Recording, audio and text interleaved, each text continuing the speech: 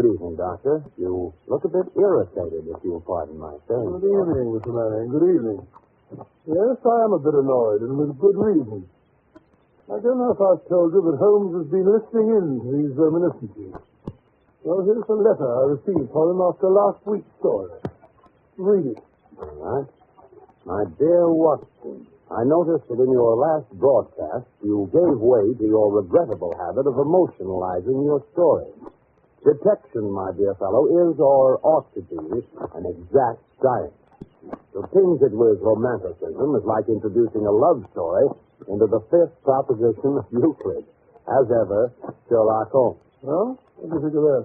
But the emotion was there. You couldn't tamper with the truth. Holmes has always maintained that the truth is not in what you say, but in the impression you create in the other person's mind. Well, Holmes always complained that I overstress the human element in recording his cases. How well I remember the attitude with which he received the publishing of my first book about his adventures. It was a cold morning in early spring. We were sitting on either side of a cheery fire in our rooms in Baker Street. A thick fog rolled down between the dun-colored houses. Our gas was lit. It shone on the white cloth and glimmered on the coffee cups and on the soda. The breakfast table had not yet been cleared away. Holmes had been silent all the morning, smoking his long cherrywood pipe, which usually displaced his favorite tray when he was in a disputatious mood. Altogether, he was not in the best of tempers.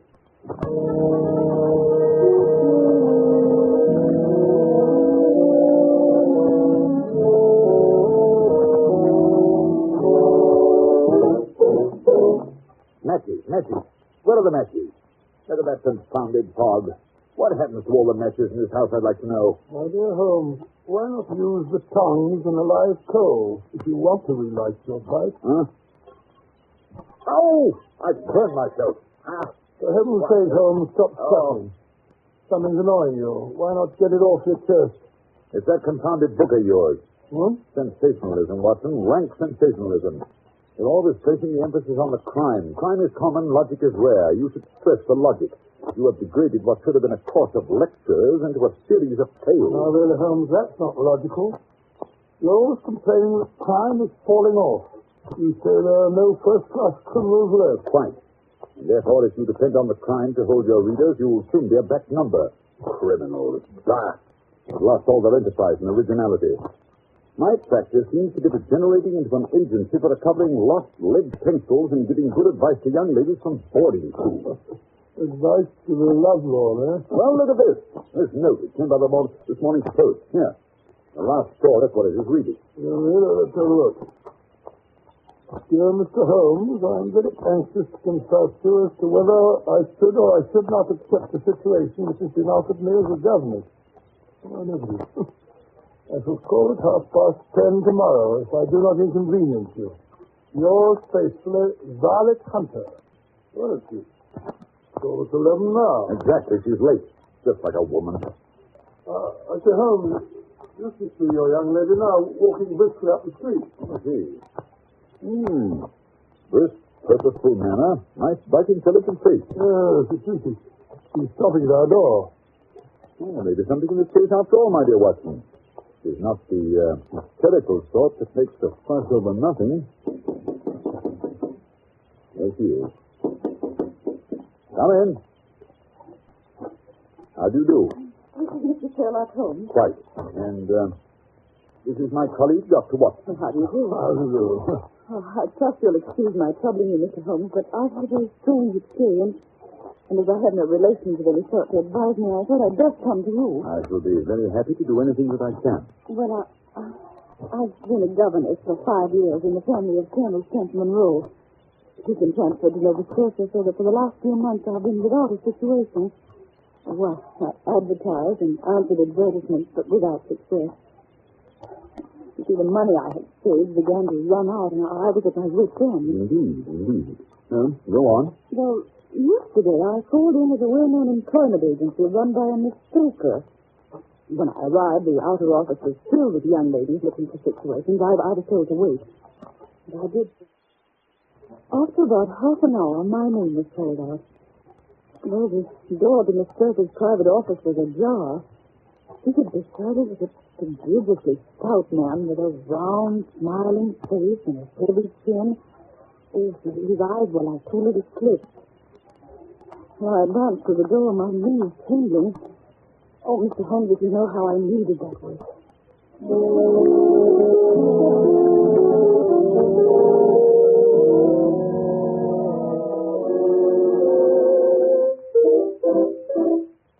Come in, my dear. Come in. Mr. Newcastle. This is Miss, oh, what is your name, my dear? Miss Hunter, Violet Hunter. Oh, yes, Miss Hunter. Capital. I couldn't ask for anything better. I'm sure you'll do, Miss Hunter. I hope so, Mr. Newcastle. You're looking for a situation as a governess. Yes, sir. And what salary do you ask? Well, I had £4 a month in my last place. £4. Sweating. Frank Sweating. How anyone could have the audacity to offer that to a lady with such accomplishments. A lady fitted with the rearing of a child who may someday play a considerable part in the history of this country. Your salary with me, madam, will commence at £100 a year. 100? Oh, Mr. Newcastle. And furthermore, it is my custom to advance my young ladies half their salary beforehand. May I ask where you live, Mr. Newcastle? Hampshire, a charming rural spot. The Copper Beeches is the name of the place, 5 miles north of Winchester. Oh, the dearest old house. And what would be my duty? One child, a dear little romper, age 6. Oh, if you could see him killing cockroaches with a slipper. Smack, smack, smack. He's gone before you could wink. My sole duty, then, is to take care of this child. Well, I'm sure your good sense would suggest that you obey any little commands which my wife might give, provided, of course, that they were such as a lady might obey with propriety. You see no difficulty. Oh, I should be happy to make myself useful. Oh, by the way, in dress, for example, we're saddy people. Saddy but kind-hearted. Now, if you were asked to wear a particular dress that we might give you, you would accept to our little whim. No. Or to sit here or there, that wouldn't be offensive to you. Why, no. Or to cut your hair short before you come to it. My hair? Oh, yes, it's quite essential. It's a little fancy of my wife, you see. And ladies' fancies, my dear, Miss Hunter, must be consulted. But my hair... Oh, no, I couldn't. No, what a pity. Well, in that case, Miss Stoker, I'd best inspect a few more of your young ladies. Good day, then, Miss Hunter.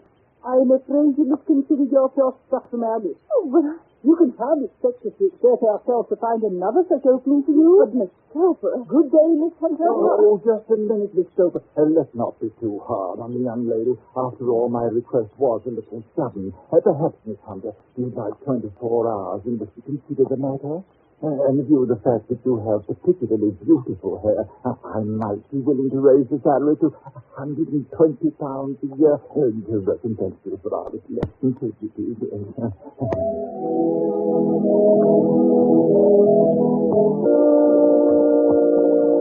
Unusual, most unusual, my dear Miss Hunter.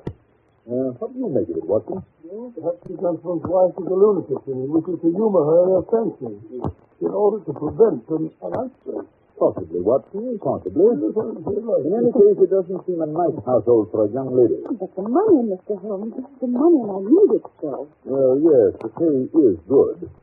Too good. Why should they give you £120 when they can have their pick for 40? There must be some strong reason. But I have no choice. Then you've made up your mind to accept? Yes, I must. I thought if I told you the circumstances, you would understand afterwards if I wanted your help. And Mr. Holmes, I could feel so much stronger if I knew you were behind me. Certainly you may carry that feeling away with you. And if at any time you should find yourself in danger... Danger? What danger could there be? My dear Miss Hunter, you could cease to be a danger if we could define it. But remember, at any time, day or night, just telegraph me and we'll come to your help. Oh, thank you, Mr. Holmes.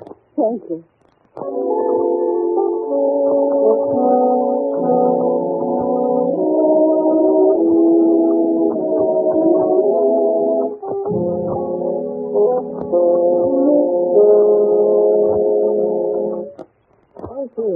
Holmes, it's been almost a week since that charming Miss Hunter called. Some distance must be pretty good at the Copper Beeches, or we'd have heard from her. You never know, Watson. You never know. He may not be able to get to a telegraph office. Huh? No. Nothing very dreadful can happen out in the open country like this. That's where you're wrong, Watson. My experience that the vilest alleys in London do not present a more dreadful record of sin than does the smiling, beautiful countryside. Oh, you repeat. What do you mean? The pressure of public opinion is greatest in the towns. There is no lane so vile that the scream of a tortured child or the thud of a drunkard's blow does not beget sympathy and assistance from the neighbors. But the countryside, my dear Watson, filled with its lonely houses. Think of the hellish cruelty, the hidden wickedness. That may go on year in, year out in such places, and no one the wiser. Had our young friend gone to Winchester, I should not have had this fear for her safety. It's the 5 miles of country which makes the danger. See what it is, Watson. Oh, thank you. It's a telegram to you, though. Oh, give it to me. It's from Miss Hunter. Oh, well, what's she say? Come at once. We'll meet you at the Black Swan Hotel, Winchester, at 3 this afternoon. Abbott, my wits end, don't fail me. What do you suppose is happening? Hurry, Watson. We've no time to lose. There's a train from Waterloo Station in half an hour. If we can only get to her in time.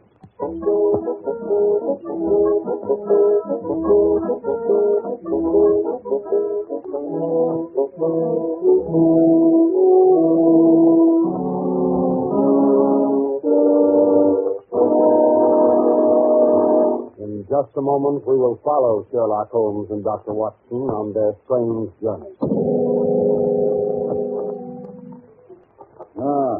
Yes, there's the Black Swan. Opposite the station. Yes, and if I'm not mistaken, that's there's Miss Hunter waiting for us on the doorstep. She looks a bit pale and shaky, Holmes? Yes. Poor girl is obviously frightened. Mr. Holmes, so kind of you to come. You too, Dr. Watson. Oh, no, it's all I can't tell you. I'll tell you how anxious I've been. There now, Miss Hunter. Perhaps if we go inside, they can give us a private sitting room. Yes, Mr. Holmes. I've ordered tea this way. Ah, yes, that's better. Nice, cozy fire. Close the door, will you, Watson? That's right. Now then, suppose we let the doctor do the pouring while you tell the story. First of all, how do you like your tea? 2 lumps of the liver steam. Oh, right, Thank you, Dr. Watson. Yes, and now? Well, first of all, I've had no actual ill treatment from Mr. and Mrs. Newcastle, but he's exciting me.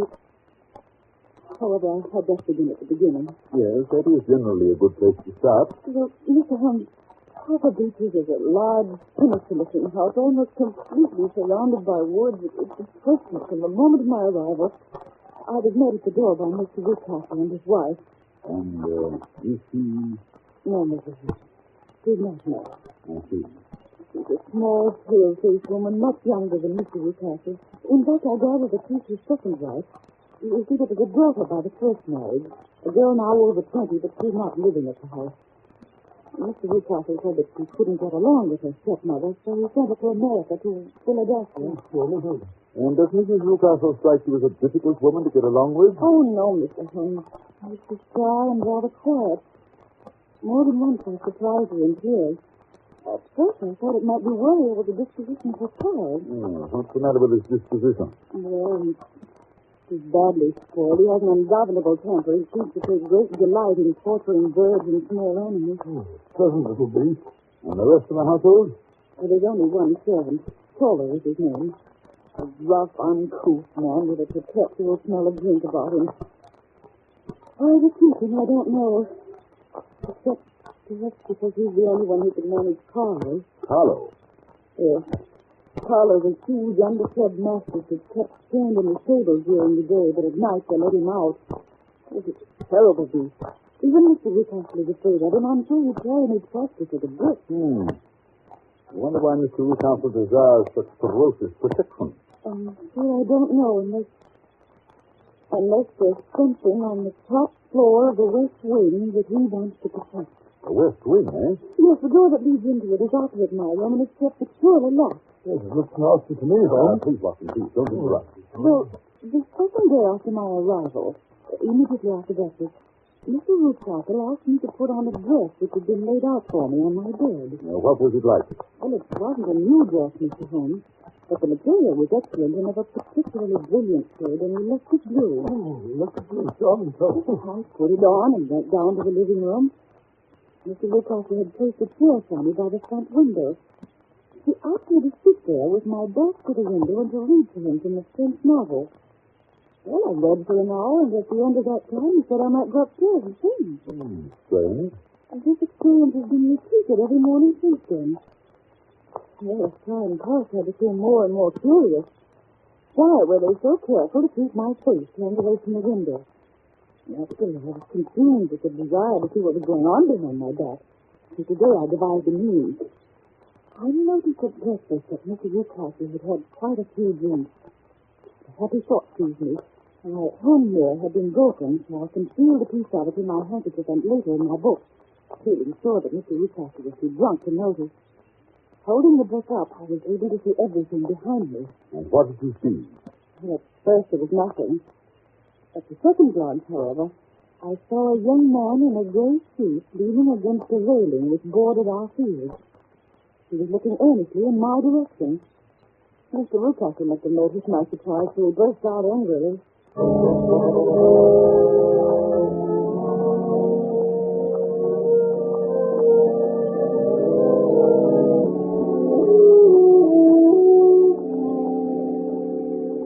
Really, Miss Hunter, your attention must be wandering. That's the second time that you've made that passage. Oh. Furthermore, there's an impertinent fellow up the road who keeps staring at you. Is he a friend of yours? Oh, no, Mr. Woodcocker, I don't know anyone around here. Well, kindly turn around and motion him to go away. Oh, wouldn't it be better not to notice him? Do what I tell you.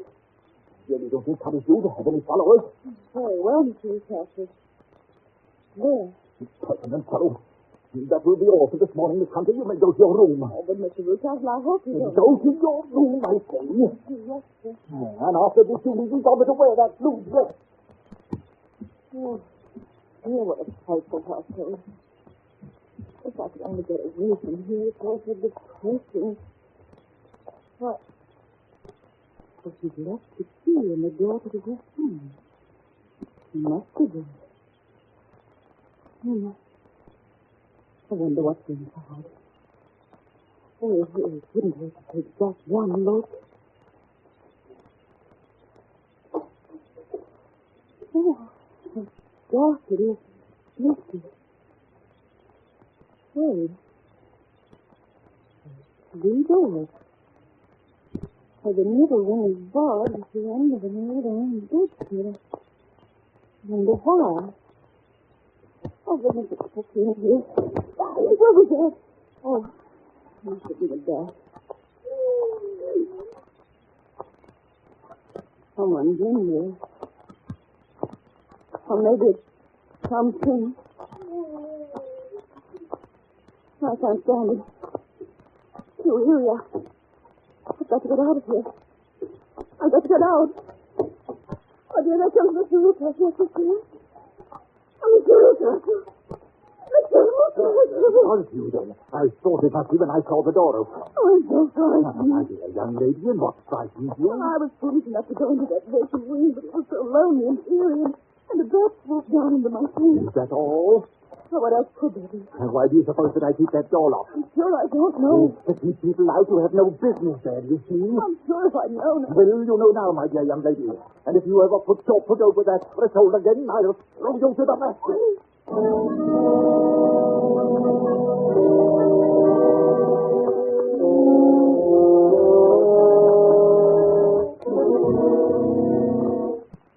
What a dreadful experience. Mr. Holmes, I feel sure there's someone locked in that room. Someone who's unhappy, perhaps tortured. Oh, good heavens, it's almost 5. I promised to be back by 6, and things as Woodcocker are going out. If Mr. Woodcocker should discover where I've You've been... acted like a brave and sensible girl, Miss Hunter. Yes, indeed you have. Do you think you could do one more thing? I can try, Mr. Holmes. Dr. Watson and I will be at the Copper Beeches by 7. The Newcastles will be gone by that time, and I don't imagine the mastiff will be let loose until they return. Oh, no, Mr. Holmes. It would be too dangerous for them to get back to the house. Good. We will hope the Toller is still drunk. At any rate, you must get us into the house. We must explore the west wing. I'll do my best, Mr. Holmes. Now I must hurry. Goodbye, Mr. Holmes. Goodbye. Goodbye, Miss Hunter. Well, my dear Holmes, what do you make of it all? Blue dress and the man in front of the house. Obviously, they've had someone have her impersonating someone. Someone young whose hair has been cut off during an illness. That someone is probably the person imprisoned in the West Wing. Sinister. That is not the most sinister part of Miss Hunter's story. No, what is that? The unpleasant disposition of the child. Well, what's that got to do with it? My dear Watson, as a medical man, you know that a child's tendencies can be discovered by a study of the parents. But heredity is a science to be worked backwards as well. You get a good insight into the character of the parents by studying the children. This child is cruel, abnormally cruel. He probably inherited it from one of his parents. I only hope nothing serious happens before 7 o'clock tonight.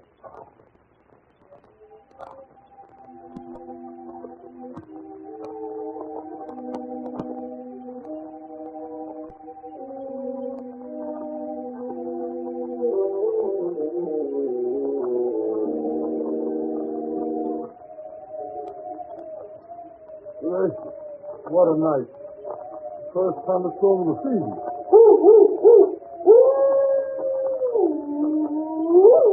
Listen to that dog. He's in an ugly temper. Listen to the house. With this group of Copper Beeches in front of it. Yes. Miss Hunter waiting for us in the doorway. The coast is secure. Come in. You must be so to the street. Oh, you're rather wet yourself. Be careful, you know. You'll be Quiet, catching... Watson, quiet. What's that sounding? It's Tola. He was just going out to release the dog. I sent him to the wine cellar, then locked him in. Splendid. I managed to get Tola's squeezes off me and too. He gets tight drunk. They're duplicates of Mr. Rucastle. Better than better, but come along upstairs. We've no time to waste. Have you got your revolver handy, Watson? Yes. Good. Good heavens, that lightning must have hit quite near here. And the Copper Beeches, no doubt. No, this tree. Oh, this one. That's right. Nothing here. Come along. Listen to that rain on the roof.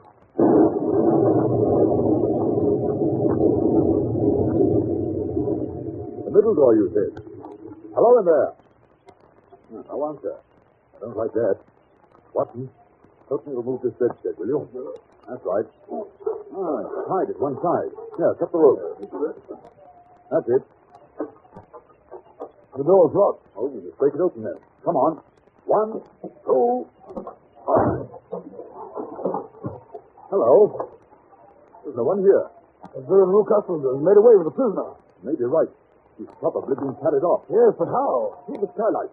It's still open. Shut that table over here. What are you going to do? Stand on it, of course. Yes. 2 pairs of footprints, and there's a ladder resting against the eave. Oh, that's how he did it. But that's not possible. The ladder wasn't there when the Rucastles went away. Then he must have come back. He's a dangerous and clever man. Listen. Yes. I think I hear his steps on the stairs. Oh, Mr. Holmes, kill us all. I thought I'd find you here. You villain, what have you done with your daughter? I'm the one that's asked that. You see, Robert, I've caught you. You're in my power. I'll take you. Hello. He's trying to get the dog where we found the trail. Quick, Watson. We must close the front door. Let me up, Mr. Rucastle. Loose the door. You kill Mr. Rucastle. Oh, quick. It'll be too late. Hold on. Get the keys, mister. I'll let him out. All right.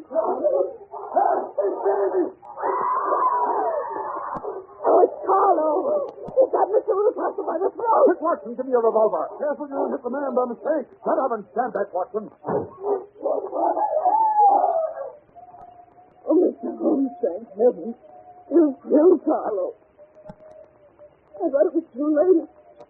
It's so horrible. I think I... Watson and Tola, bring Rucastle into the house, will you? Oh, you're so strange. Weak. No. Please, it's all over. Just you go upstairs and pack your bag. Dr. Watson and I are going to take you back to town with us on the 9 o'clock train.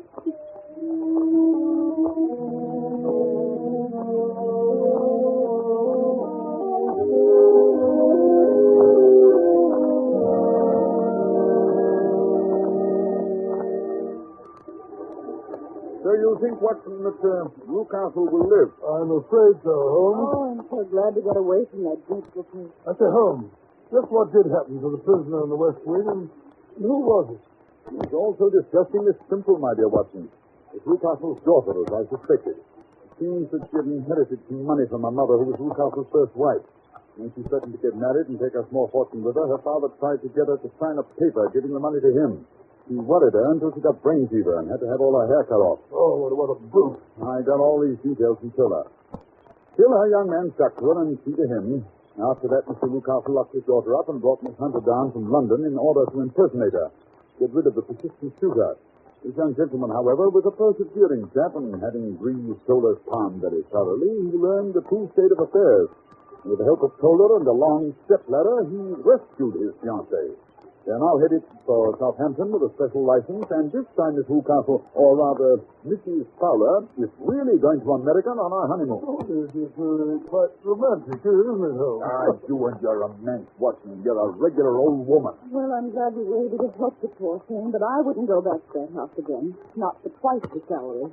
Oh, that reminds me, Miss Hunter. I was talking to a friend of mine about you the other day. She has a private school in Walsall. I believe she said she had an opening for you. Oh, Mr. Holmes, you're a darling. No, my dear. It's quite inconsequential. You already know. Shut up, Watson.